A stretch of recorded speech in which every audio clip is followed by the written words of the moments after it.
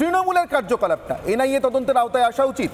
ঝন্টু বারাইক, আমার কোথাও একটা মনে হচ্ছে ঠিক যেভাবে কাশ্মীর উপত্যকায় একসময় হুরিয়াত কনফারেন্সের কার্যকলাপ এসছে আওতাতে, ঠিক যেভাবে তামিলনাড়ুতে প্রভাকরণকে সমর্থনকারী বিভিন্ন নামধারী বিভিন্ন তামিল স্বার্থ সকল তামিল স্বার্থ রক্ষাকারী সংগঠন একসময় এনআইএ তদন্তের আওতায় এসছে, ঠিক সেইভাবে তৃণমূল কংগ্রেসও এনআইএ তদন্তের আওতায় আসা উচিত। তুমি বিশ্বাস করবে মুখ্যমন্ত্রীর আজকে স্টেটমেন্টটা এবং ধারাবাহিকভাবে এই ধরনের স্টেটমেন্টগুলো আমার তারিখগুলো লেখা আছে 16/6/2023, 7/4/2021 সিআরপিএফকে ঘেরাও করতে বলেছে। এগুলো শুনে মনে হচ্ছিল উনি রাজ্যের মুখ্যমন্ত্রী বা প্রশাসনের সর্বোচ্চ পদে থাকা কোনো ব্যক্তিত্ব নয়, একটা বিচ্ছিন্নতাবাদী নেতা। এগুলো বিচ্ছিন্নতাবাদী নেতা। যখন ভারত স্বাধীন হয় প্রিন্সলি স্টেটের একাধিক বিচ্ছিন্নতাবাদী নেতা এই ধরনের ভারতের শাসন ব্যবস্থাকে কেন্দ্র করে চ্যালেঞ্জ করে এই ধরনের কথাবার্তাগুলো দিয়েছে এবং তার ইম্প্যাক্টও তৈরি হয়েছে।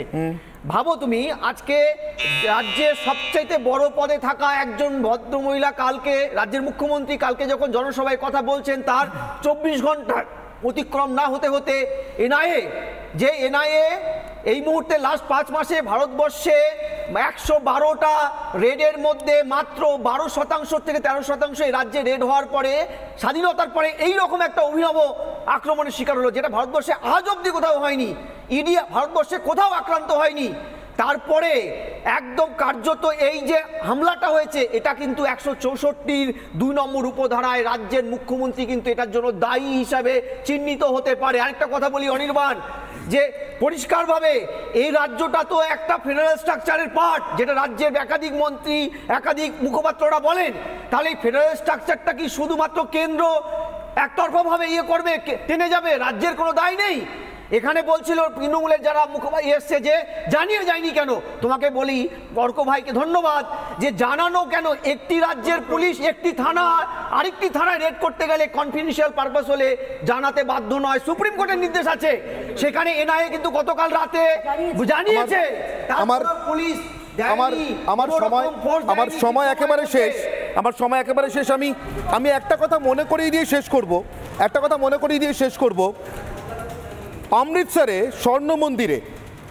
স্বর্ণ মন্দিরে ভারতের সেনাবাহিনী ঢুকেছে, পরবর্তীকালে ব্রিটিশ প্রধানমন্ত্রী সাক্ষাৎকার দিয়ে স্পষ্ট জানিয়ে দেন MI5 সাহায্য করেছিল। শুধু তাই না, কন্ট্রোল রুমে বসেছিলেন MI5-এর গোয়েন্দারা গোটা অপারেশন পরিচালনা করবার জন্য।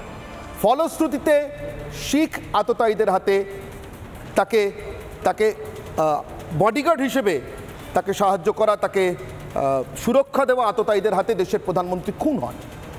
সেই খুনের পরে সমবেদনার হাওয়ায় ভর করে আজকের মমতা বন্দ্যোপাধ্যায় প্রথমবার সাংসদ হন। না অপারেশন ব্লু স্টার নিয়ে,